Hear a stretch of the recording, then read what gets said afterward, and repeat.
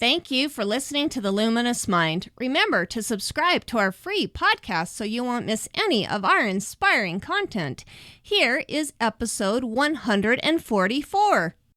It's the mistakes that help us to see what we need to work on, and then they encourage us to work harder. And boy, you just learn so much from those mistakes until mistakes become something to celebrate rather than something to be ashamed of.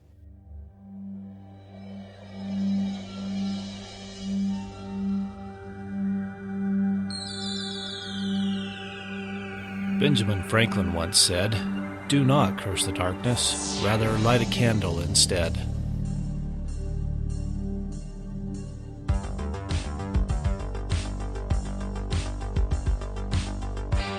If you're ready to set your mind on fire, then prepare yourself for the Luminous Mind with your host, Rebecca Bowman.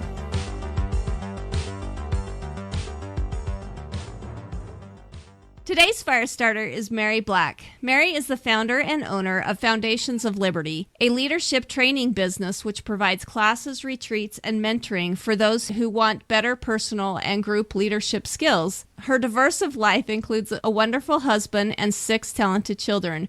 Her family is full of varied interests and all love to create through theater, music, mentoring, and business. Mary loves to direct choirs, mentor, camp, hike, and spend time in the outdoors. She can be found doing yoga at odd hours. She has been teaching and leading youth and adults for many years. The major subjects have been music, leadership, self-discovery, finding purpose and direction in life, parenting, gardening, theater, storytelling, classic literature, the Constitution, and special education for the mentally handicapped. Her leadership has helped create several successful homeschool communities. She has a degree in music and special education and graduate study in educational psychology and political economy. She loves studying and teaching how the mind works and how people learn. She believes that experimental learning is key to learning faster and remembering longer. For this reason, she has designed a program of leadership training that uses immersive experiences, unique mentoring, and has changed many lives. She is constantly searching out better ways of helping people discover who they are and what they came here to do and be, then boost them on the path to accomplishing those things. Welcome, Mary. Well, thank you, Rebecca. This is going to be super fun. Mary is actually one of our mentors in our homeschooling group here. So I do know Mary quite well, and I know her children are fabulous, amazing kids.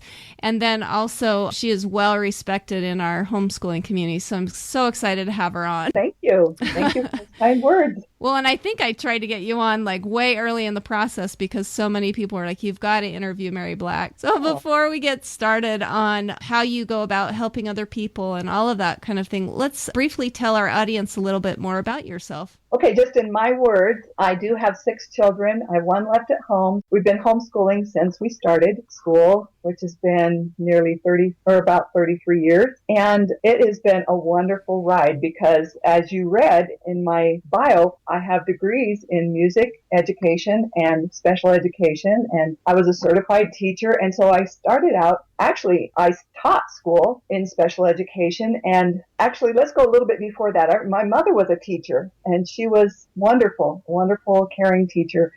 I loved going to school with her. And I remember one time when I was about 3rd or 4th grade, I remember just studying a subject and I wanted to keep studying it, but it was the end of that unit. And so I had to move on. And I remember my mother making some kind of comment about education at that time, even though she was a public school teacher.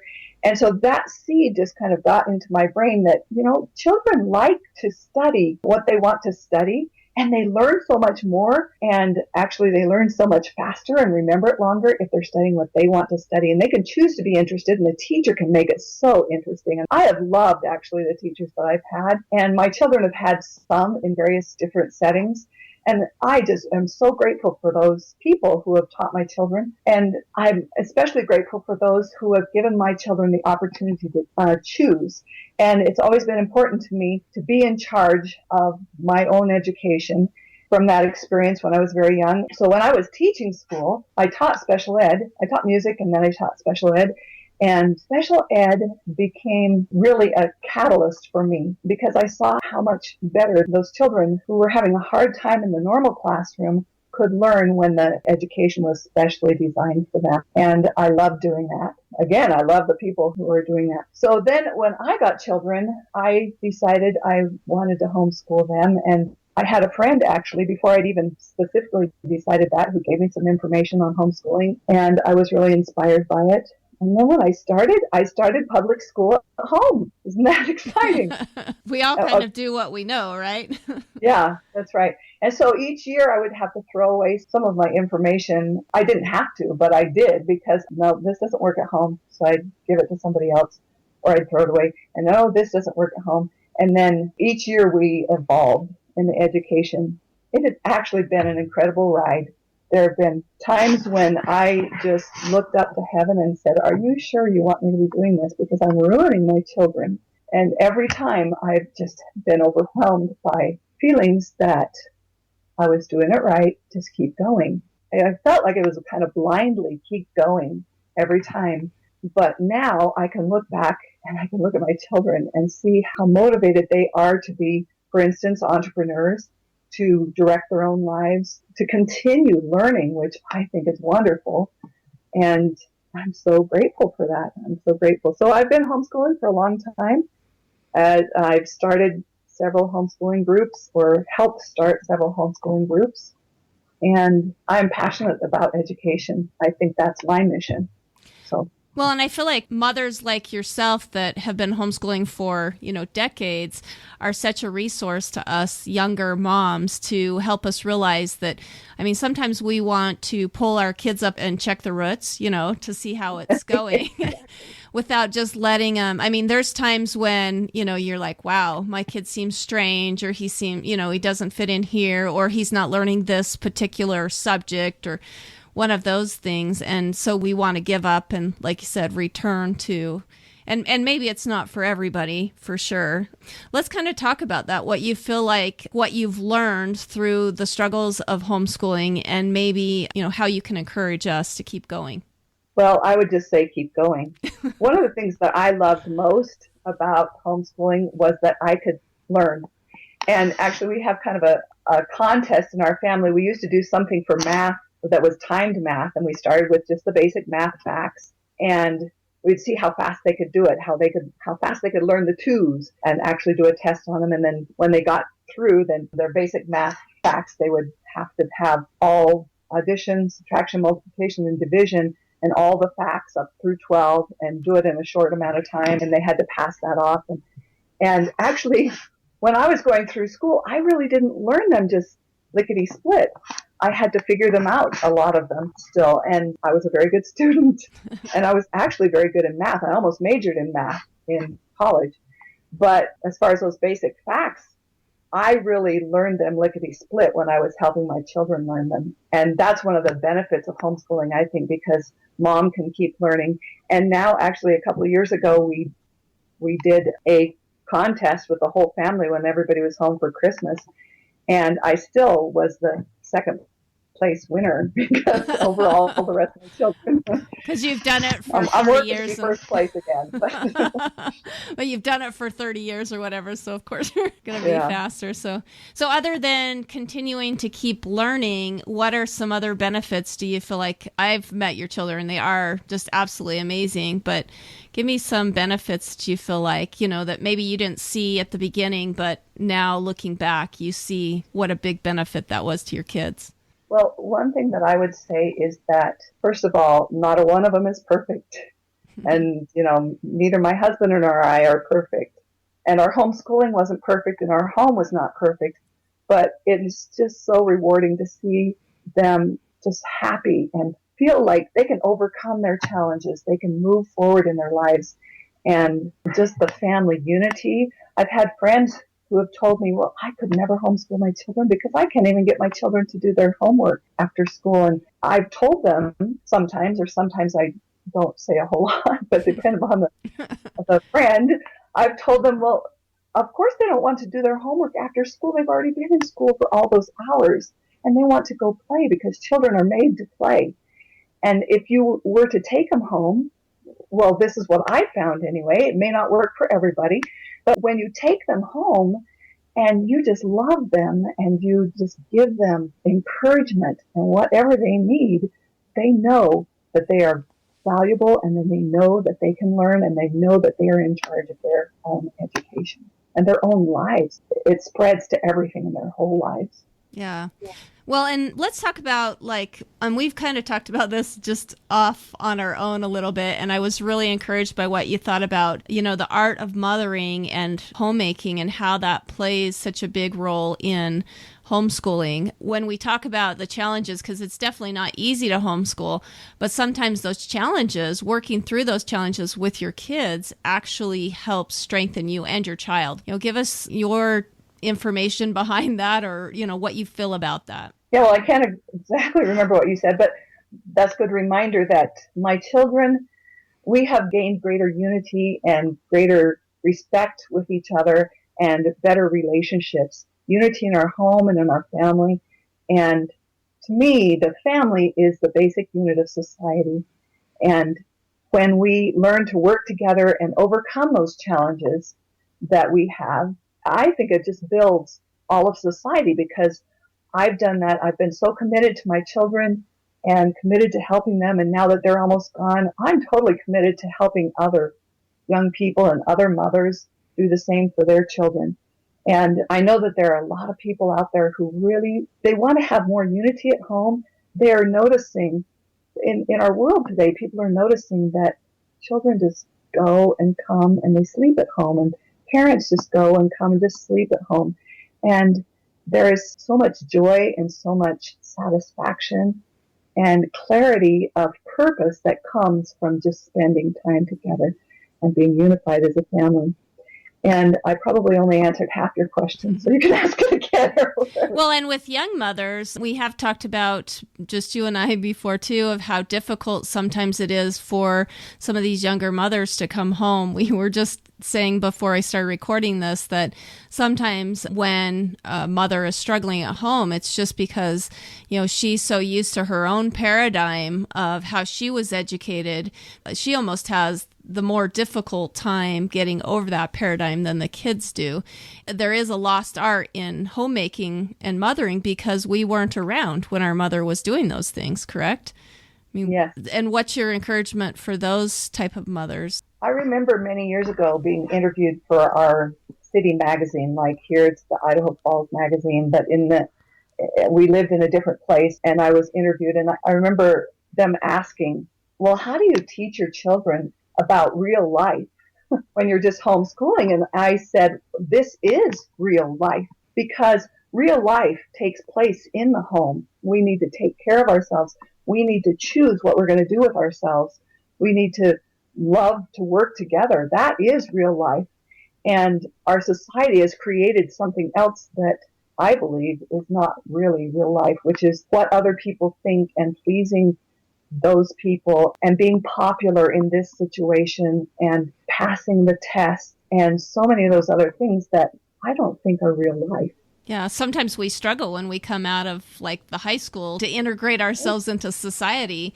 One of my past guests said that, and I never really thought about it. He's like, why do we segregate children? We put them in a place and they're not part of the community. And then when they come out into it, it's really a shock for them because, sometimes they don't know how to deal within that society. Yeah, I know. One of the reasons that we wanted to homeschool, my husband wanted us to homeschool also, is because he graduated from college, top of his class, from a big competitive college.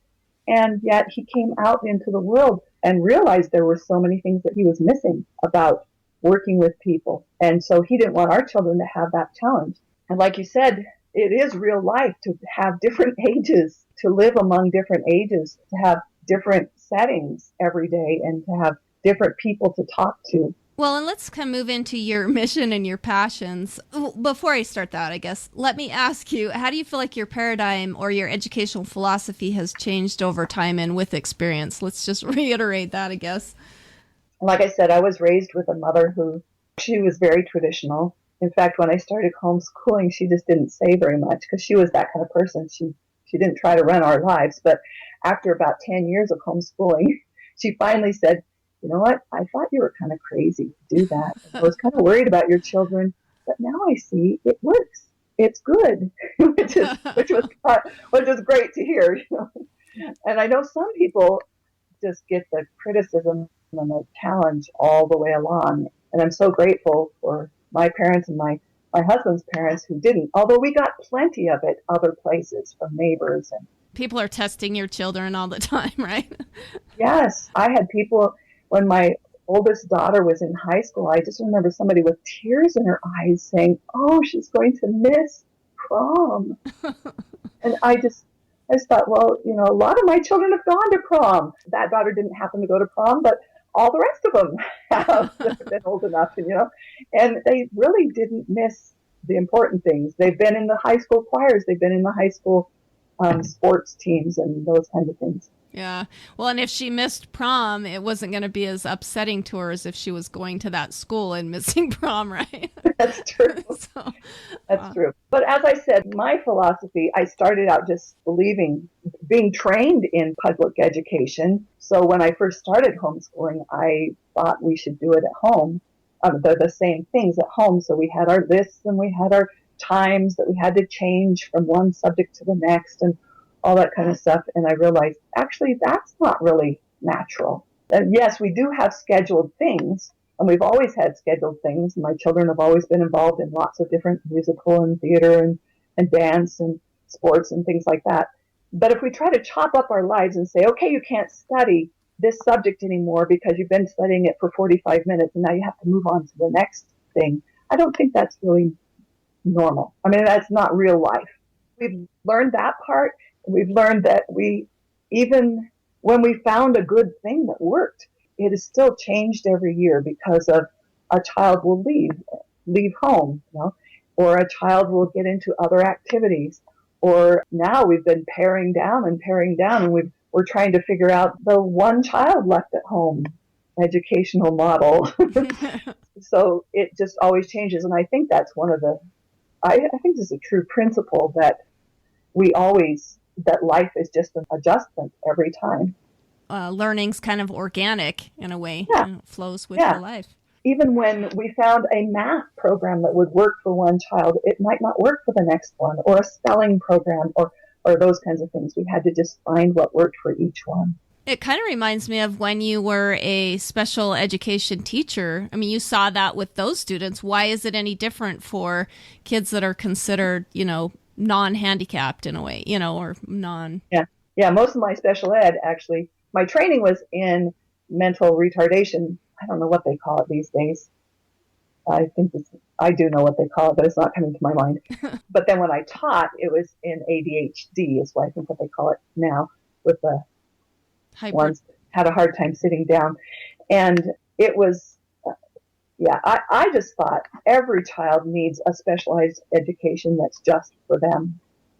And we've just been learning how that works for our family and then for other people. Yeah.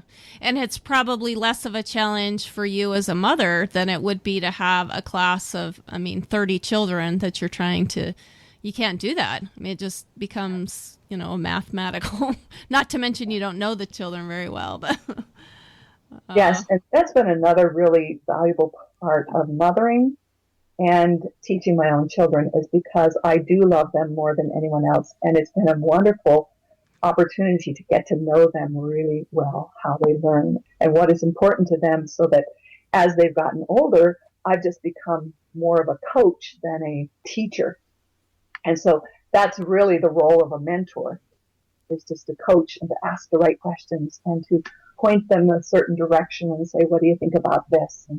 And those kinds of things. I have one more thing to say about one thing that I learned when my children were young. Keeping the house orderly was always really important to me. And I learned that I couldn't do it all myself. And so we spread it out among all the children. And so they learned how to keep things clean and orderly. And they may never, they're not going to be a housekeeper probably in their lives, but they learned how to keep things orderly. And now they can keep things as orderly as they want or not, but they know how. That's a life skill, right? That's yeah. And if they're just in the classroom, most classrooms, they just learn, the teacher keeps everything in order and everything is all designed for them. But when they have to figure it out themselves and how to keep their studies in order and their bedroom in order and their everything in order, then that's a really important part of mothering and homemaking and education, I think. Yeah, and like we were talking about before, it makes it an organic thing. It all meshes together of how you would construct your life. So yeah, that's great. Well, let's talk about kind of your mentoring and your mission now of what you're doing with your leadership classes and training and stuff. I definitely want to hear. I've heard fabulous things about it from kids that have gone through it. I just want to know a little more about what that, how that evolved and how you decided to do that. Well, my second daughter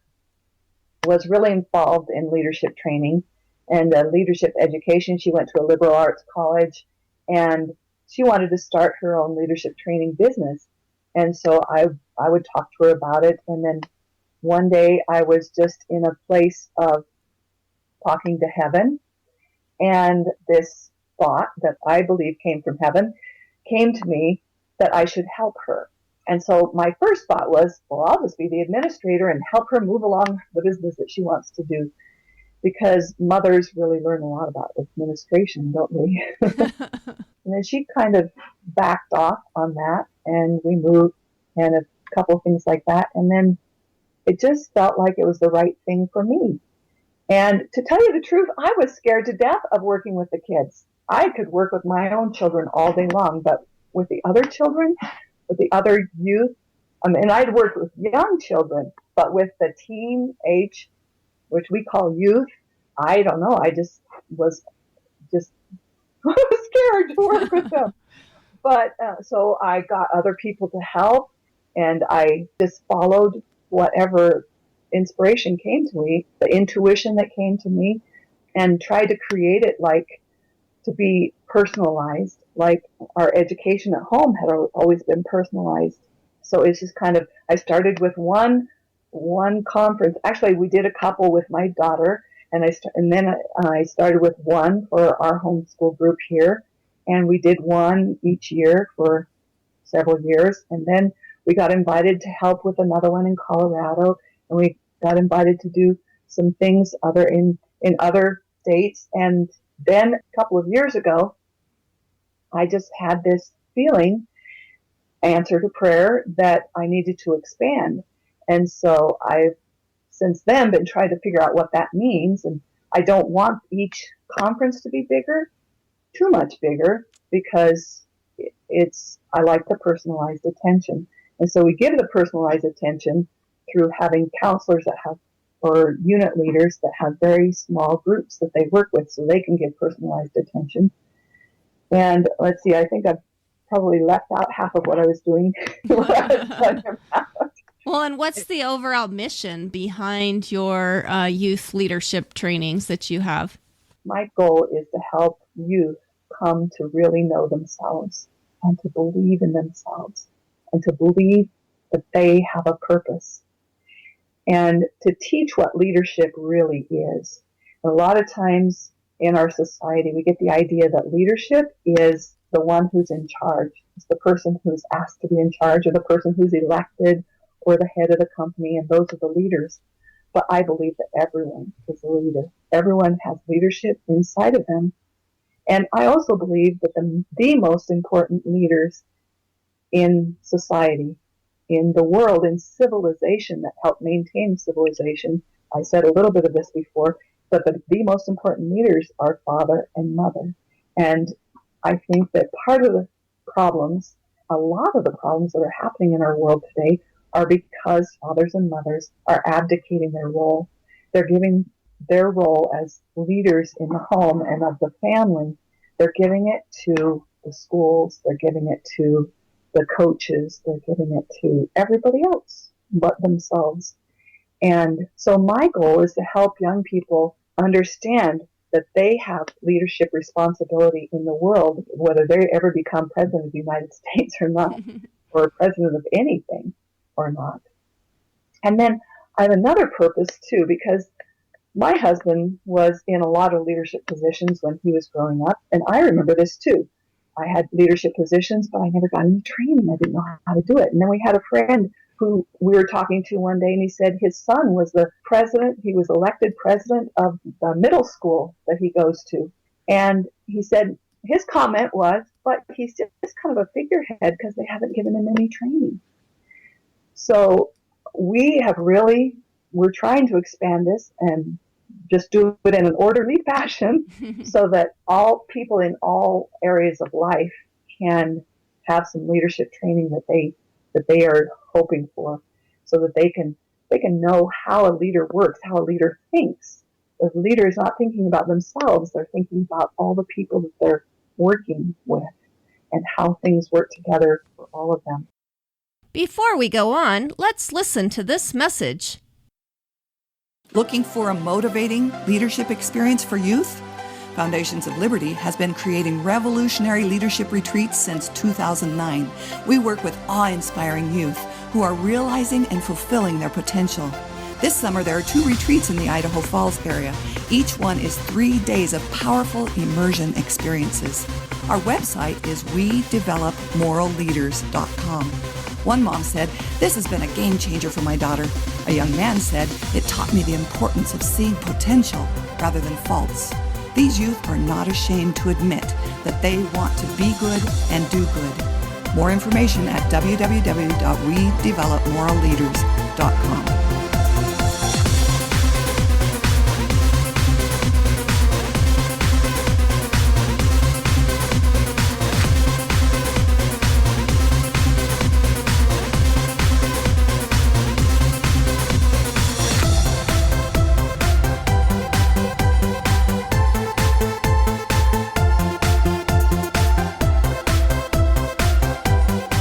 Welcome back to The Luminous Mind with Mary Black, leading youth towards foundations of liberty.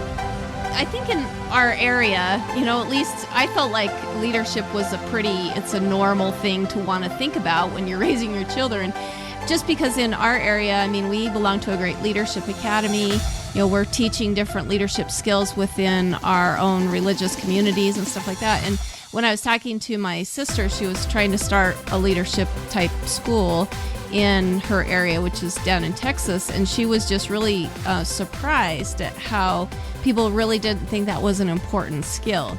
Some people think that leadership is just like you said, where you're just put at the top of the, you're just appointed or something, and then all of a sudden you're supposed to be the leader. But it really does take some skills. What are some basic skills behind leadership?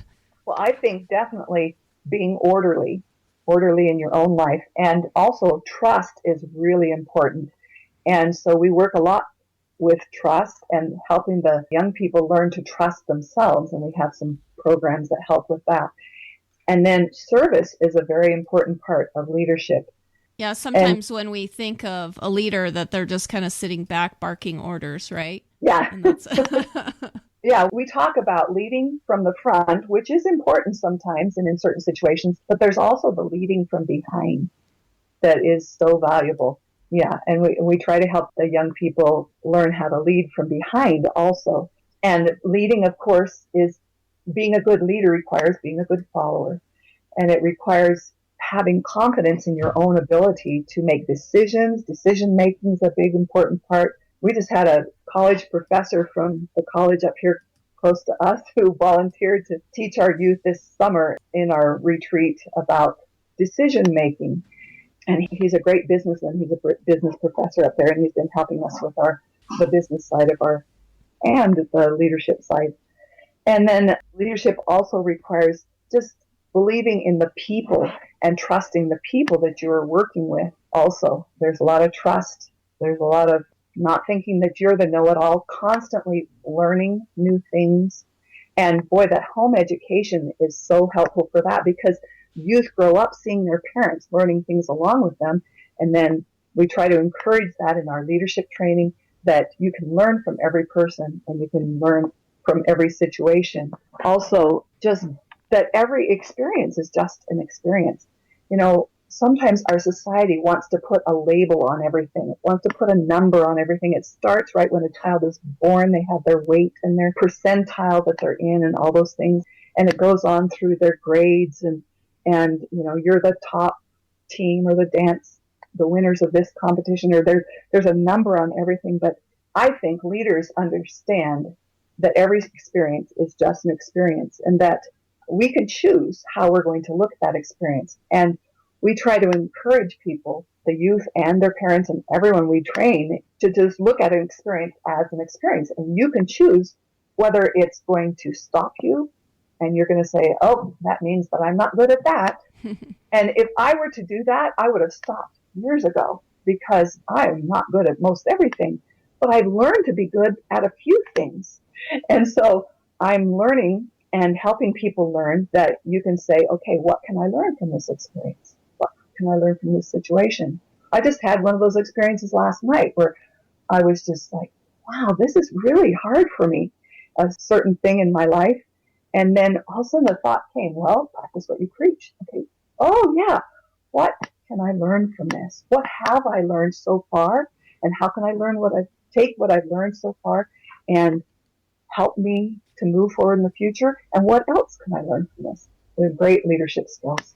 Well, and it kind of goes back to that discussion we had of we want to pull the roots up, and check the roots. And so sometimes when we see the plant doesn't look quite like we want it to, we yank it out and start again. I think that's somewhat of our paradigm shift as parents of how we were raised kind of in the traditional school system of we didn't see failure as it was a weakness. It's not something that you want to happen to your children. And I think that's really key when you're homeschooling, is to see the failure as a good thing, instead of, you missed this many things on a test.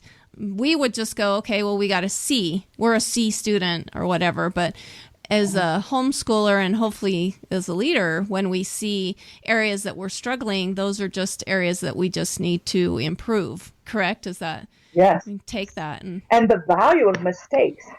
When somebody is learning a musical piece, my daughter, a couple of them play the piano extremely well. And when they would learn a piece, it was always the part that they had to work the hardest on when they were first learning it, that they would never forget. But the part that they just rattled through really quickly and learned really quickly, sometimes they would forget in a performance. And you probably heard your children say that. Oh man, that's the part I knew the best. But it's the mistakes that help us to see what we need to work on. And then they encourage us to work harder.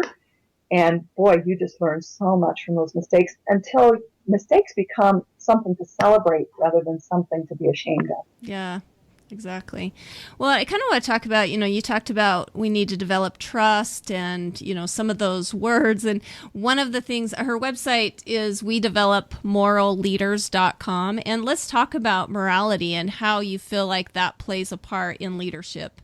Yeah. Well, when we were thinking about this, we were really looking at words, because so many times, like I said, today, or that leaders are considered to be the one who's in charge, but we didn't want to develop leaders like Hitler or like some people that have just really taken their company, for instance, and gone bad directions. We don't want to develop. So moral is our word. And I know there are different definitions of the word moral, but we want to develop leaders who are moral, who are thinking about truths that last, and about principles that have shown, they're time-tested principles that have shown to be worthwhile over time.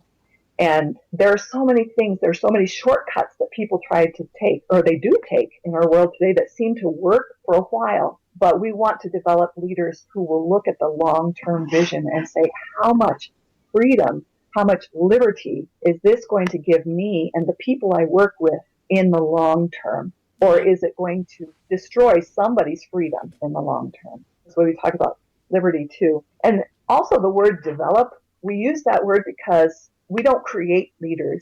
We believe that it's inside of a person, and they find it and they go develop it, and then they go use it in certain leadership positions. Yeah, it takes experience again, right? Yeah. That it's developed over time. It's not just something that you just learn about and you have it down right off. Definitely. From the get-go. So, but you don't have to wait until you're perfect at it to do it, which I'm a great example. My children are all great examples of that. And most of the youth that I've worked with, we take in our retreats, we have 14 to 16-year-old youth who are the presidency, and they're not just presidency in name only. We don't give them every responsibility because they're not ready for every responsibility. We still work with the counselors, the unit leaders, and we still, create a lot of the parts, but they really do design what kind of an experience they want for their friends to have when they come to the retreat. And those young people, they make lots of mistakes. And I consider myself just their coach and there to protect them from people who might criticize them while they're learning and while they're making mistakes and learning from their mistakes. Yeah, sometimes that criticism can really hurt them, so they never want to do it again. So let's talk a little bit about what your leadership, you have classes, there's leadership retreats. Kind of give us the background. You also train, you were talking about before, you have counselors that you train up. How does that all evolve and what does it look like? Well, we have been doing classes at our homeschool group to train the youth. And then we've also had classes just in other places so that youth that are outside of our homeschool group can participate in those. And we're actually working on some online classes. We're trying to figure out how to make it very personalized, even though they're online classes. And so I think we've got some really creative ideas. Those aren't ready to happen right now, but they should by next fall or next winter, those online classes, so that youth other places where leadership isn't that important can do it and can learn leadership. Or where people who have leadership groups or homeschool groups, wherever they are, they can come and be trained in how we do leadership retreats and how we train the youth, and then they can do the same thing in their own area. I'm really excited about that part of it, and I've got one of my daughters who is gifted in mentoring, who is helping. Actually, several of my family members have helped, but one of them is specifically working with me to train the counselors. And the counselor training, a lot of it's online for the philosophy and that kind of thing. And then they also have time when they actually get together so that they can become a team and work together. Yeah. Well, and we have, there's co-ops and different homeschooling groups that get together all the time. It seems a shame to just have the parents organizing it when that could be such a great laboratory to expand leadership. Is that what you're hoping to do, is to help them start kind of youth groups? Yes. And Rebecca, you've done an incredible job in our homeschool group to get the teens involved in their own education and in their own experiences. It's been wonderful. I've loved seeing what you've done and seeing what your philosophy has been, because it's a lot like my philosophy. Thank you. I'll just reiterate it that the youth will learn so much more if they have to create it themselves. They'll learn so much more if they choose it and they earn the money for it, or they create it, or whatever part of it they can do. Yeah, it's really fun to see the passion that they gain, for that. And like you said, once they own it, there's more participation, there's no more. I think that's where I've seen so many homeschooling groups struggle in the past, is that once they hit the adolescent stage, they don't want to be part of the co-op anymore because, there's all these little kids and they don't see their role to be leaders. Correct? I mean, yeah. How can you flourish that in your own homeschooling group of trying to create these leaders? What would your first recommendation to families be? I would have them create a teen group and get them be in charge of getting their friends together for just whatever kind of discussion, their book discussions or their topic discussions or their social activities, and let them create it themselves. When I first started doing leadership training, I really wanted the youth to do it themselves as much as they possibly could. And so I kind of was a little protective and I didn't let anybody help. So I don't know, because I didn't want any of the parents who said, wow, you're doing great things. I didn't want them to take over. Yeah. And I know I still have to remind myself over and over again, this is their thing. I can't take over and I don't want to take over. But sometimes I'll catch myself saying a little bit too much in one of their presidency meetings or their committee meetings. And I'm like, oh, okay, they're ready for this. So then I go to just asking them questions. And parents can do that. They can encourage the youth to start something. And I think this is what you've done in our homeschool group here too, is they can encourage them to create some events, some activities themselves. They can create fundraisers for a good cause, or they can create so many things, and then just be an advisor and stay at the back or at the side and just ask them questions and make sure that they've thought through all the things, because sometimes they don't, because they're young and they're inexperienced. Well, and I think one of the biggest challenges that a parent has, and I definitely want your feedback on this, is sometimes when you start a group, say, since I'm the head of the student council, sometimes when whatever they were doing was flopping, it was really hard for me not to step in, because I felt like that was a reflection on me. I didn't want people to think like, oh, she's not doing her job as the leader. And it is really, as a parent, you've got to let it happen, even though it's horribly painful for yourself, where you can come in and say, oh, well, you should do this. And I guess I had a hard time not just jumping right in and going, oh, well, she doesn't have time to do this, so I'm just going to take this over, and do it for her, or do it the right way because she doesn't know how to do this.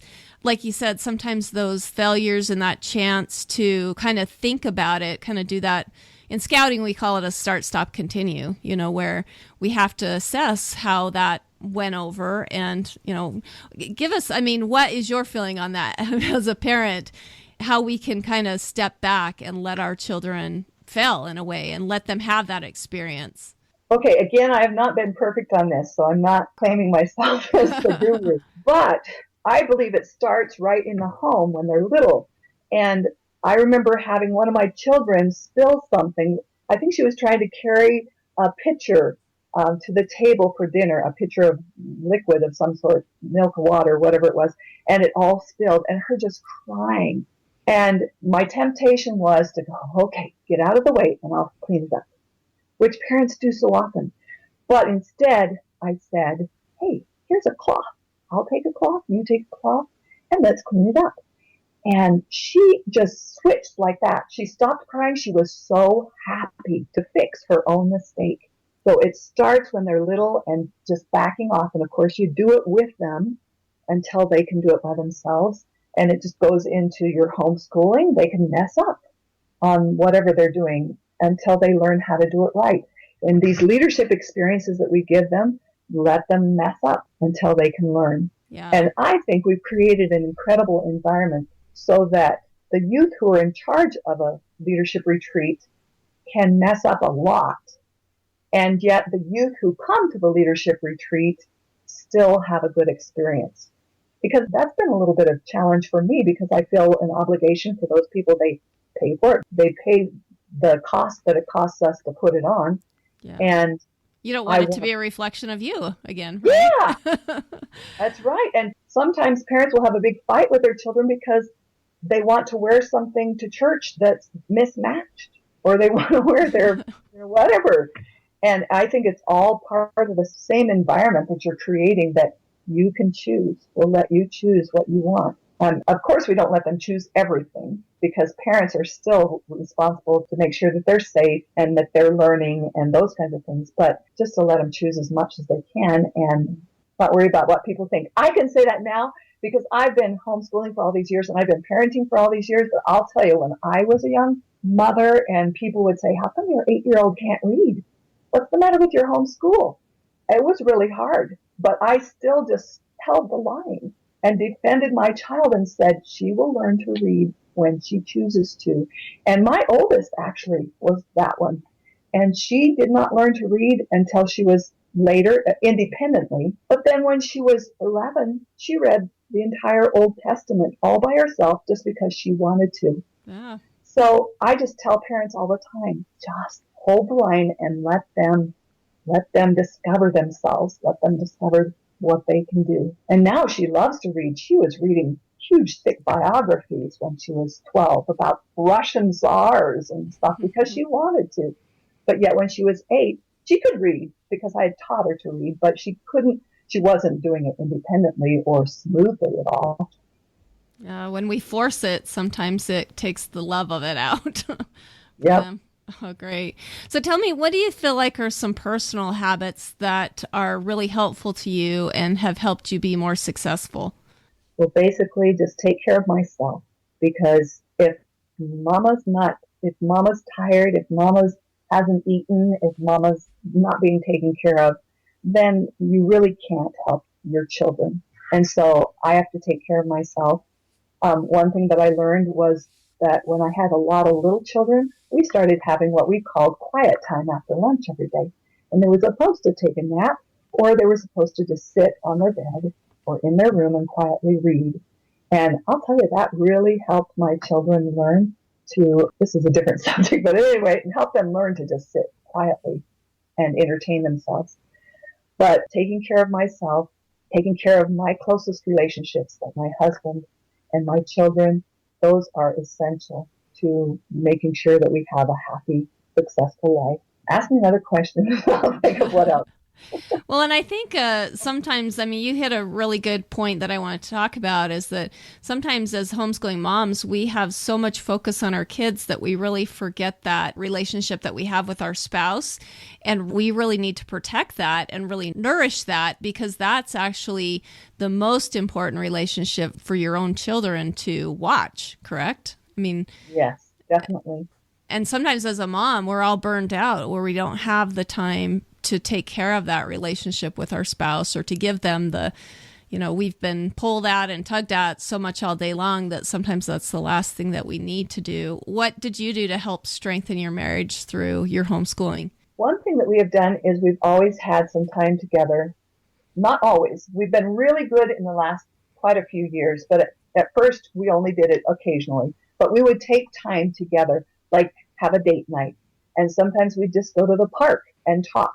Or we would get a babysitter and stay home and talk and work on things together.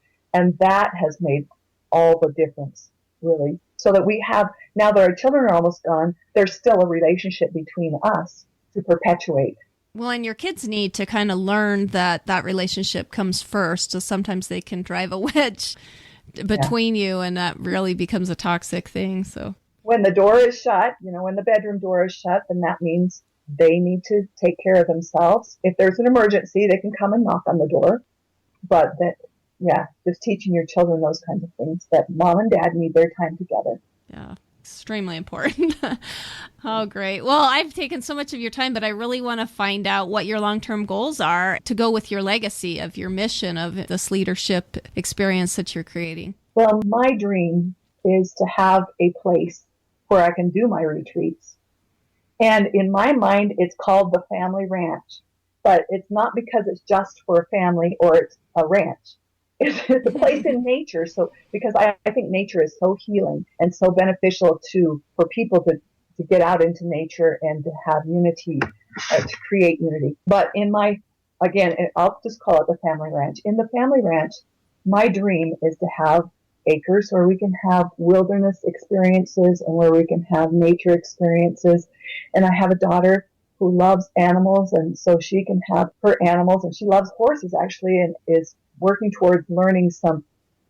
Horses are very therapeutic for people, and not just for people who have problems, but for everyone. So she's working towards that, and we've seen the blessings of theater, doing theater together, when you're creating something together. And I know a lot of people don't like theater, but or don't want to do it themselves. They want to go watch somebody else. But in our Family Ranch, we want to have a theater where families can come for a family reunion. Even just families that love each other come for a family reunion and create a theatrical performance together and work together in that way, or learn skills. I really want to help people who have not had an upbringing in a family, who have been just basically on the streets. And there are so many throughout the world, and children whose parents sell them into slavery and those kinds of things. I would like to, when those children get freed, I would love to just have them come and experience what a family can be like. That love and unity and working together and really knocking the rough edges off of each other through experiences. And so that's why I say that experiential learning is key to being able to remember and to learn longer and learn faster and remember longer, so that I want to have a location where I can create this whole environment of love and of acceptance and of mistakes are okay and mistakes are wonderful, and of weaknesses are wonderful, and we can overcome weaknesses, but some weaknesses we can't, so we just learn to deal with them. And then we can have, I just want this whole experience, and it can be for my family or for people who just feel like family to me. And we can all work together to help other people who want to come and experience a family unity. I can see it. I can see families who are blended families coming and being able to experience that unity, or having youth who are just the student council of a high school coming and having a retreat and learning leadership and learning unity and working together. Businesses, I can just see all kinds of ways that could be used, but it starts with families. For me, it'll start with families, and it'll end with families too, because that's what is most important. Yeah, that smallest unit of how important that is. Well, I wanted to spend some time talking about the camping, hiking, and outdoors that we talked about in your bio. And I feel like theater and the outdoors have one thing in common, and that is that when you're in the outdoors, far away from civilization, it does create, like when you're with a group of people, you all of a sudden have to be very real. I think in society, we put up kind of a fake wall or a facade, but somehow when you're out in nature, all of a sudden you have to be really authentic of who you are. And theater's kind of the same way. Like, to be really great, you have to kind of come out of your shell and be, I guess maybe it's a little more fake where you have to try to be somebody else, but that takes a lot of, to get kids to do that, it has to be a very safe place, correct? I mean, place. And that's kind of like in nature, it's a safer place for us because the wall is down, we all have to be who we are. Yeah. And to be good in theater, you need to understand human nature, and you really need to know yourself. And that is the first step of leadership, is leading yourself. If you can trust yourself and discipline yourself and know yourself and what you can do and what you can't do and what you need help with and those kinds of things. Yeah, theater really helps you discover those kinds of things. We've done a lot with that. And we've had a lot of learning experiences with theater that I think will bless a lot of lives.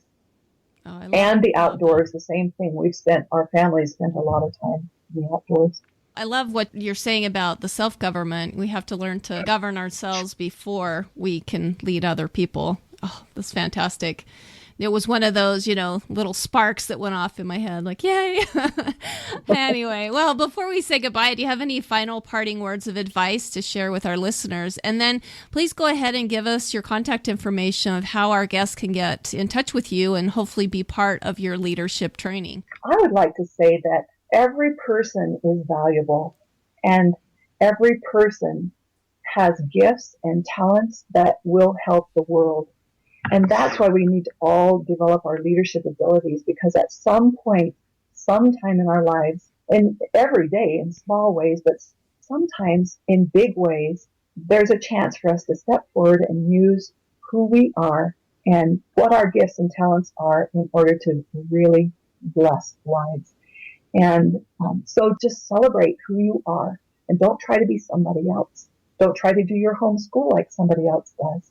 Don't try to be a mother like somebody else does, or a father like somebody else does. Just love what you do and just make the best of what you can do, and you will be successful.